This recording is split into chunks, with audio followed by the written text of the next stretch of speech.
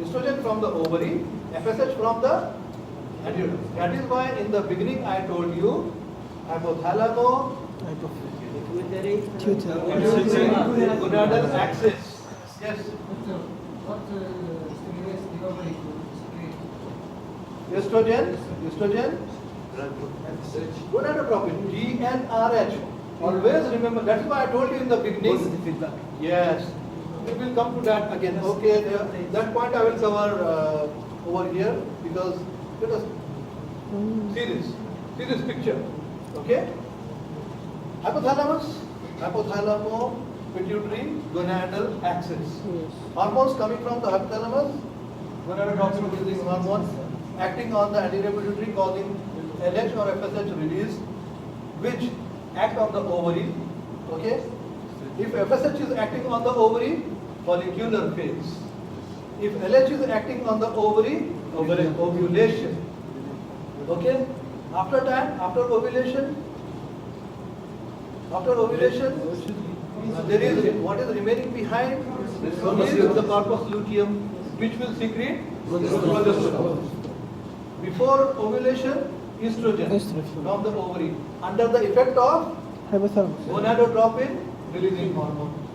Now, when estrogen and progesterone are of proper levels in the blood, in the body, they will have a negative feedback on the pituitary and the hypothalamus. We will come to that. We will come to that. Okay, let us go sequentially. You also will remember sequentially if it is like this. If I suddenly jump from here to there, it will be disturbing for some of the students. So, negative feedback. Negative feedback from both. See here, estrogen and progesterone. Correct? Negative feedback over most of the cycle. But positive feedback. Now, what is the difference between negative feedback and positive feedback? Here, yes, normally, when finally estrogen and progesterone are secreted, they will lead to inhibiting of GnRH and FSH. Inhibition. This is negative feedback. Yes. But you see here, it's not progesterone, it's only estrogen. Here, in the positive feedback. Okay. A time comes during the menstrual cycle, and that time is from 12th day to 14th day. From 12 to 14th day. And during this time period, estrogen is having a positive feedback on the anterior pituitary and the hypothalamus. And this positive feedback causes the LH surge. Okay? It causes the LH surge. So, what is the cause of LH surge? Positive feedback effect of estrogen during 12, 13, 14 days of the menstrual cycle. Yes. Correct? Okay. Let us go back. So, pre-ovulatory phase, which is called as follicular phase, in the ovary because of FSH, in the endometrium because of estrogen. Then there is a positive feedback from estrogen to the both hypothalamus and pituitary, which causes the LH surge. The LH surge causes ovulation. How it causes ovulation? Let us see that. How it causes ovulation? LH surge, which is luteinizing hormone. It causes the follicular steroid hormone like it affects them. So LH, when it is surging, not only it will have a direct effect, it will also have an effect via progesterone. So what will it do? It will cause more and more proteolytic enzymes to be activated, like collagenase, for example. And it will also cause follicular hyperemia. Yani in the follicle, in the tertiary follicle, there will be, what shall I say, hyperemia means more blood flow. More blood flow, hyperemia means. Okay? So inside the follicle, there will be more blood flow. If there is more blood flow, or you can say that the microvasculature inside the follicle is engorged with blood. Engorged means totally full. Now if some blood vessel is totally full, what will happen? Stretching of the vessel wall. Correct? Yes. Stretching of the vessel wall will cause transudation of plasma to the outside. Transudation means movement of plasma from inside to outside. So plasma transudation into the follicle, because hyperemia is occurring inside the follicle. Hyperemia is occurring under the influence of progesterone and LH. Okay? Are you with me up to here? Yes, yes. Leading to swelling of the follicle. Follicle swelling.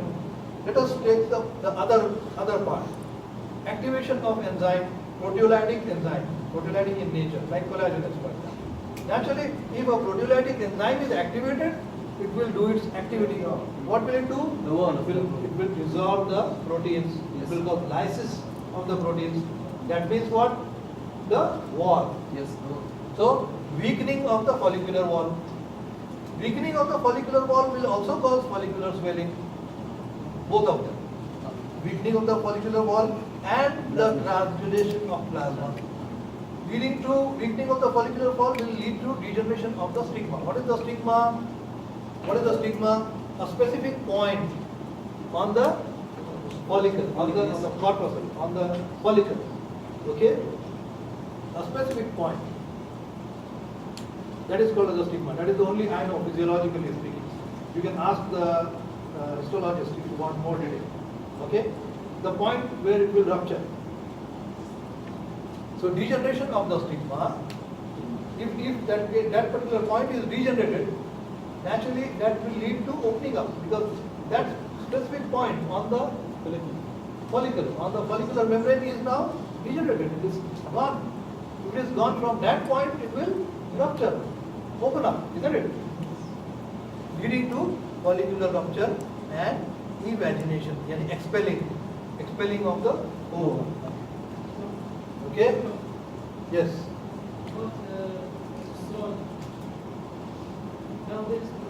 Now I am completing. I am coming to progesterone now.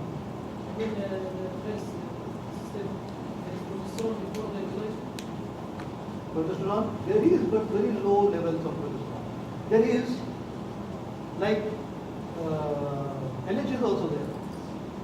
LH is there, progesterone is there, FSH is there, and estrogen is there. All of them are there.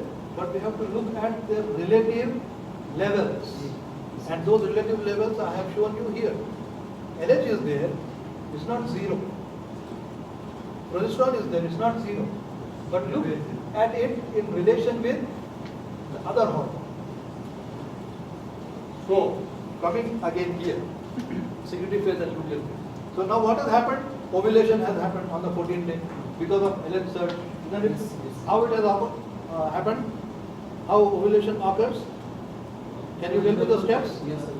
Steps from LH surge. Two effects. Yes. One is the effect on the follicle. One is the effect on the activation of the proteolytic enzyme. Yes. The follicular effect is hyperemia. Hyperemia leading to plasma transudation and swelling of the follicle. From the other side, the proteolytic enzymes causing degeneration of the stigma, weakening of the follicular wall, and hence rupture and swelling of the follicle. And hence the ovum is expelled. That is ovulation for you. Now after ovulation, if the ovum is expelled, when the ovum is expelled, what remains behind is the corpus luteum. Where is it? Where is the corpus? Here. This is the corpus luteum, yellow. This is the expelling of the ovum. This is the corpus luteum. And hence, this phase is called as the luteal phase. And this corpus luteum, like I have already told you, is responsible for secretion of more and more progesterone. So let us go back to the progesterone. This progesterone. So you see this is ovulation.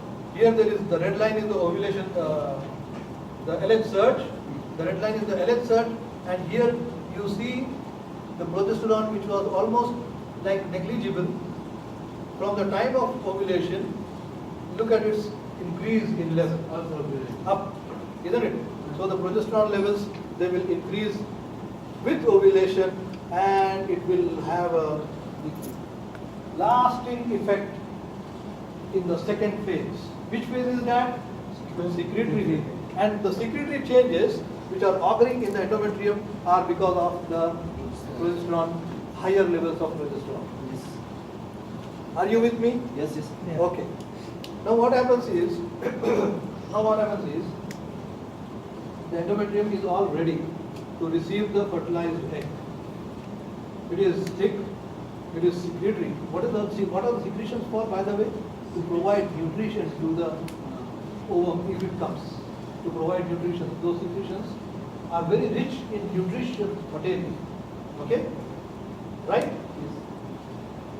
And the corpus luteum, by secreting more and more progesterone, keeps it at that thickened secretory level. Okay? Till now? Okay, okay. Now what happens is, there is involution of the corpus luteum. What is involution? The involution word is opposite of evolution. To evolve means to grow. Yes, yes. Evolve. Okay? That is evolution. Involution is opposite. To degenerate, to become smaller and smaller and lose its activity. Yes. So, the corpus luteum involutes. Can we call it like that? Yes. There is involution of corpus luteum. If the corpus luteum is involuting, the progesterone, which is coming primarily from the corpus luteum, will be gone suddenly. There is involution of the corpus luteum leading to sudden falls in the level of progesterone. Look at the progesterone levels here. This removal of sudden progesterone, which is maintaining and sustaining the endometrial layer of the uterus, causes the endometrial layer to rupture. If it ruptures, because there is nothing to maintain it. Yes, no, So, no. what maintains the endometrium in the second phase? Progesterone. It is progesterone that maintains the endometrium in the second phase, that is phase after ovulation. So what are the phases after ovulation? In the uterus, secretory phase. In the endometrium, it is secretory phase. In the ovary, luteal phase. Luteal phase, progesterone. So it is all related. If you remove progesterone suddenly, there is nothing to maintain the endometrium, and the endometrium will dry up. Okay?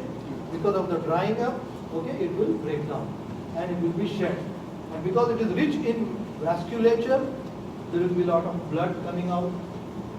Along with the blood, females, they can even see the endometrium, patches of endometrium coming out in their menses. Okay? And that is menses for you. Is it clear now? Yes, yes. Very good. Okay? Any questions? Yes, yes.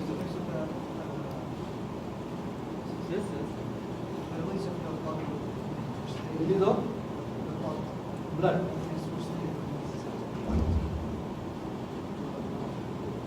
Blood. Menses, yani? First day. Whenever she is having menses, that is the first day of menstrual period. Look, one by one. My question is the corpus luteum. Corpus luteum. Yeah, you said in the end it will Involute. yes. So corpus and become. To corpus Yes. luteum. In the pregnancy there will be not Okay. So, this is what I have described to you normally is in a non-pregnant female, or you can say even not even a non-pregnant, that is not even accurate. You can say a female who is not married in our culture. Who is not married. Okay? So, unmarried female. What if the female is married? Okay? If fertilization occurs, there is ovulation, okay, from the ovary, 14th day. So till what time it remains there? Maybe a day or two. Isn't it? After that it dies and it is flowing out with the menses. That is the normally what is happening. Okay? But the ovum that is released, actually it is released into the abdomen. You must be knowing that. Yes, yes, yes. Actually there is no continuity between the ovary and the physical continuity. There is no physical continuity between the ovary and the fallopian tubes. Actually, the ovary is just being covered like this by the fallopian tube, by the fimbria Yes, yes. of the fallopian tube. So it's no physical contiguity is not there like a tube. No. So if the fimbria are slightly away, for example, suppose from the ovary, then where is the ovum going? It is going out into the abdomen. Abdomen, right? So the fimbrial end of the fallopian tubes, they are having a current. You know, current, like currents are there in water. Water currents, you know, in the water. Yeah, not in the air. You can see air currents also sometimes. Yeah, yeah. But currents are waves of water Yes, yes. which will flow in one direction within a body of water. Okay? And if you get stuck in that current, you will be. It is very difficult to swim away from that particular current Yes. of water. I hope you understand what Yes, I yes, mean. yes. Similarly, in the fallopian tubes near the ovary, the fimbrial end, they are also rich. I mean, we are in the secretory phase, right? We are in the secretory phase under the effect of progesterone. So secretory changes are there in the fibria and the fallopian tubes, in the vagina also. At the same time that there are cyclical changes in the endometrium. So along with the endometrium, the entire genital system of the female is under the effect of progesterone. Okay? Point taken. Now what happens is, this secretory fluid that is coming from the fimbrial end of the fallopian tube, it has got a sucking because it has got a negative pressure inside. Yes. Inside the fibria. So it like sucks continuously at the outside of the fibria. So this is point number one. So a negative current which is sucking inside the fibria, and there are cilia. Once the ovum is picked up because of the currents, ovum is picked up, it enters the fimbrial end. Now there are cilia inside. These cilia, they are beating towards the uterus. Towards the uterus. So the ovum is now traveling through the fallopian tube. Now if she is married, the sperms will come through the cervix of the Yes. vagina, of the uterus, through the body of the uterus. Tremendous guys, you know, they are flowing and they are running fast. Tremendous. Yes, sir. All that distance they will travel, competing with one another. So from the cervical end of the uterus, entering through the os into the body of the uterus, from the body of the uterus, they travel towards the fallopian tubes. And in the fallopian tube, the egg is coming. Now if there is fertilization, because of this fertilization, and after the fertilization, of course fertilization will occur mostly on the 14th day. Isn't it? Mostly on the 14th day. Yes. Maybe sometimes on the 15th day. Because the ovum, or the sperms, egg stays alive for a day at the most. Day or two. Yeah. Sperms can be alive for again the same time period, 2 days. 1 day. About. So fertilization chances on 14th, 15th, 16th day very high As a maximum. at the maximum. So fertilization occurs. Now this is moving, and it will move. This fertilized egg is now moving constantly towards the endometrium, and the time taken after fertilization for the fertilized egg to travel from the fallopian tube till its implantation in the endometrium is about 6 to 12 days. It is about 6 to 12 days. Once it implants there, it is growing again.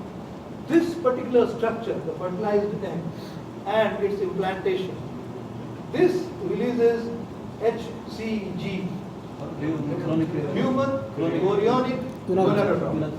Now we are talking about a pregnant female. Now we are talking not of the normal menstrual cycle, Yes. we are talking about next steps, what happens. So if implantation occurs, it will release HCG. HCG will act on the corpus luteum and cause it to grow more. Yes, it will prevent involution. So HCG prevents involution of corpus luteum, and hence, in fact, it causes it to grow more, and if it is growing